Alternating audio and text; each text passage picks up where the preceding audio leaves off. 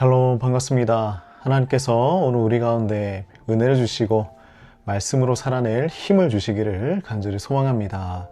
자, 오늘 우리 함께 나눌 말씀은요, 매일 성경 누가복음 3장 1절에서 14절까지 말씀입니다.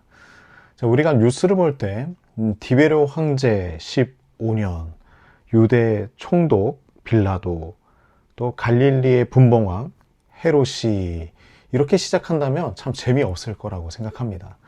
그런데 오늘 본문은 이렇게 딱딱한 역사적인 배경으로 시작하고 있죠. 자, 왜 이렇게 자세하게 인물들을 나열하고 있을까요? 자, 황제와 총독 그리고 분봉왕들이 이 세상의 주인인 것처럼 살아가지만 결국에는 하나님께서 이 모든 것들을 다스리고 계시다라는 것을 분명하게 보여주는 장면입니다. 자, 역사적인 인물들을 구체적으로 1절과 2절에 기록을 하고 있는데요. 자, 디베르 황제, 빌라도, 헤롯, 빌립, 루사니아 이렇게 지도자들을 자세하게 보여주면서 실제적으로 일어났던 사건임을 다시 한 번 더 우리에게 알려주고 있습니다. 자, 2절 말씀을 보면요. 안나스와 가야바가 대제사장으로 있을 때라고 이야기를 하고 있죠. 자, 사실 유대인의 율법에는요, 대제사장은 오직 한 사람만 있어야 했습니다. 자, 그러나 이 시기에는 종교 제도가 부패했었고 로마 정부는 유대인들을 통제할 수 있는 그러한 제재가 필요했습니다. 자, 그래서 그들이 임명한 종교 지도자들을 한 명을 더 붙여서 세운 것이죠.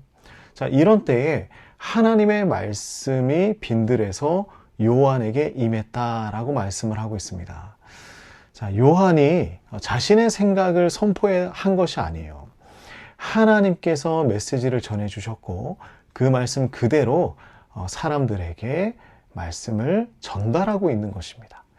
자, 그 내용은 3절과 같은데요. 3절 말씀을 보면 죄사함을 받게 하는 회개의 세례를 전파했다라고 이야기하고 있습니다.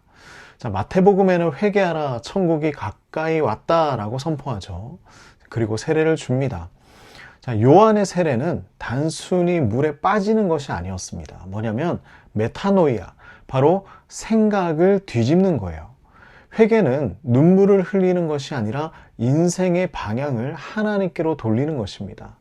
우리의 인생이 이전과는 다르게 하나님에게로 돌아가고 집중되는 것을 이야기하고 있는 거예요.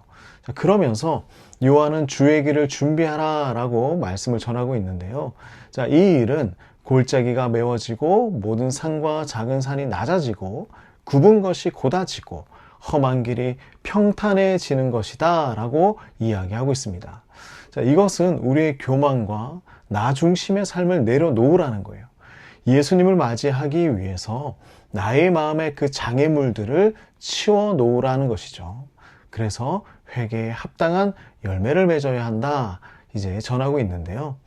자, 요한의 엄청난 태도를 우리 한번 만나봅시다. 자, 요한은 자신들에게 찾아오는 사람들을 향하여 반갑게 맞이하지 않았어요. 자, 7절 말씀을 볼까요?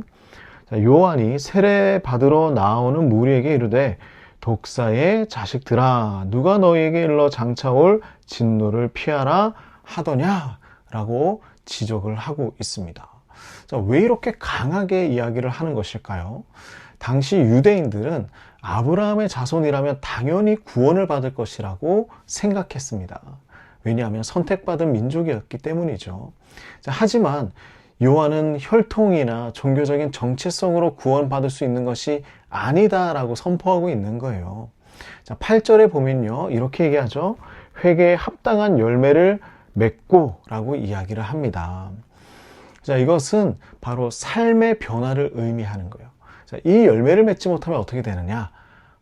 나무들은 찍혀 불에 던져진다 라고 선포를 하고 있죠.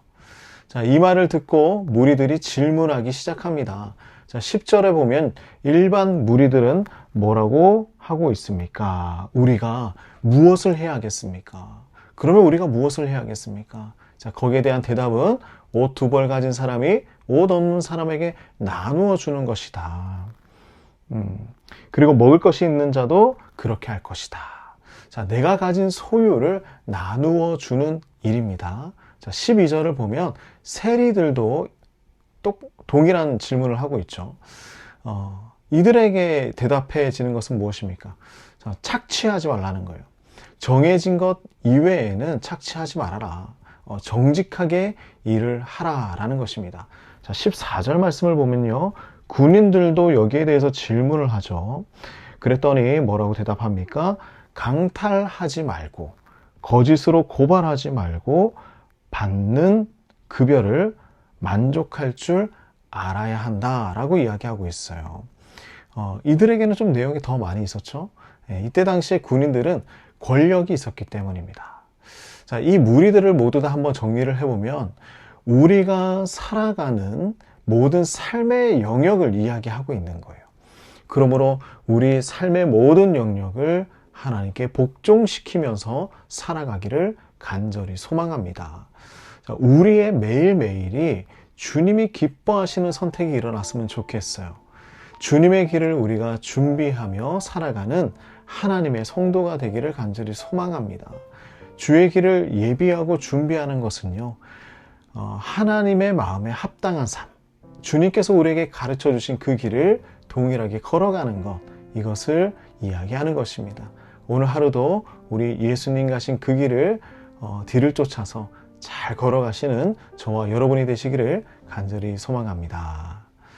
하나님 아버지, 우리가 이 땅에 살아가면서 예수 그리스도가 다시 오실 그날을 준비하며 하나님의 뜻에 합당한 삶, 합당한 열매를 맺으며 살아갈 수 있도록 인도하여 주시옵소서.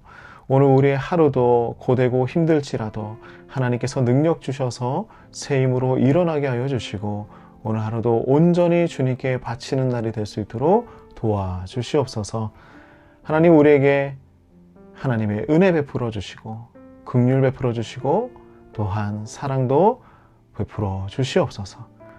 오늘도 우리를 통하여서 구원의 역사가 일어나게 하여 주시고 많은 영혼들에게 선한 영향력을 발휘하는 우리 모두가 될 수 있도록 도와주시옵소서. 예수님의 이름으로 간절히 기도드립니다. 아멘.